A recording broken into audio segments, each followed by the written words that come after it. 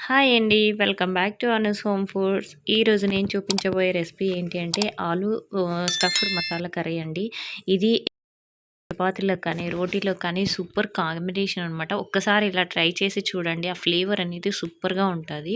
ముందుగా ఒక పాన్ తీసుకోవాలి. ఒక పాన్ తీసుకొని అందులో 1 టేబుల్ స్పూన్ ఆయిల్ యాడ్ చేసి కొంచెం జీలకర్ర, ఆవాలు, కరివేపాకు వేసి ఒక్క నిమిషం పాటు బాగా ఫ్రై చేసుకోవాలి. ఇవి ఫ్రై అయిన తర్వాత ఒక ఉల్లిపాయని సన్నగా కట్ చేసి ఇందులో వేసుకోవాలనమాట. ఇలా వేసుకున్న తర్వాత ఉల్లిపాయను కూడా బాగా మగ్గించుకోవాలి. మగ్గిన తర్వాత ఇందులో 1 టేబుల్ స్పూన్ సాల్ట్ కూడా యాడ్ చేసుకోవాలి. తర్వాత ఇందులో కొంచెం పుదీనా, హాఫ్ టేబుల్ స్పూన్ కారము, పావు టేబుల్ స్పూన్ పసుపు, half table spoon garam masala వేసి వీటిని ఒక్క నిమిషం పాటు బాగా ఫ్రై చేసుకోవాలన్నమాట. ఇలా ఫ్రై అయిన తర్వాత ఒక పావు కిలో ఆలుగడ్డనైతే ఉడికించుకొని ఇందులో వేసుకుంటున్నానండి. ఇలా వేసుకున్న తర్వాత దీన్ని అంతటిని మెత్తగా మెదిపి ఇలా ఫ్రై లాగా చేసుకోవాలన్నమాట. ఇక్కడ చూపిస్తున్నా కదా, ఈ విధంగా మొత్తం అంతా మ్యాష్ చేసుకొని ఇదంతా కూడా ఒక 2 నిమిషాల పాటు లో ఫ్లేమ్‌లో బాగా మగ్గించుకోవాలి. ఇలా మగ్గిన తర్వాత చివరిగా కొంచెం కొత్తిమీర వేసి మరొకసారి బాగా కలుపుకోవాలి.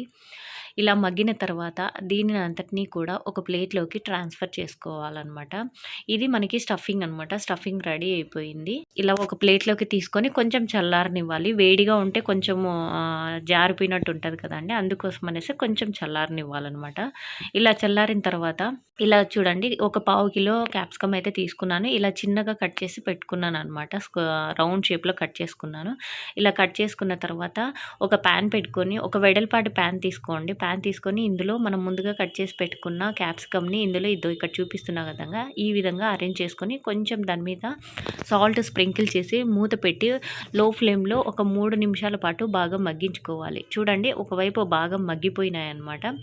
అలాగే ఇంకొక వైపు కూడా టర్న్ చేసుకొని దాన్ని కూడా మరొక 2 నిమిషాల పాటు బాగా మగ్గించుకోవాలి. ఇలా మగ్గిన రెండు వైపులా ఇవి బాగా మగ్గిన తర్వాత ఇందులో మనం ముందుగా రెడీ చేసి పెట్టుకున్న స్టఫింగ్ ఉంది కదండీ! ఆ స్టఫింగ్ అనేది ఇందులో యాడ్ చేసుకోవాలనమాట. యాడ్ చేసి ఒక్క నిమిషం పాటు బాగా ఫ్రై అవ్వనివ్వాలి. ఆ తర్వాత ఒక నిమిషం ఫ్రై అయిన తర్వాత దీన్ని ఒకవైపు నుంచి ఇంకొక వైపుకి టర్న్ చేసుకొని సేమ్ ఇదే ప్రాసెస్‌లో ఇంకొక 2 నిమిషాలు బాగా మగ్గించుకోవాలనమాట. అంతేనండి.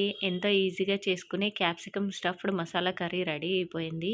ఇది రోటీలోకి, చపాతీలోకి గ్రేట్ కాంబినేషన్ అనమాట.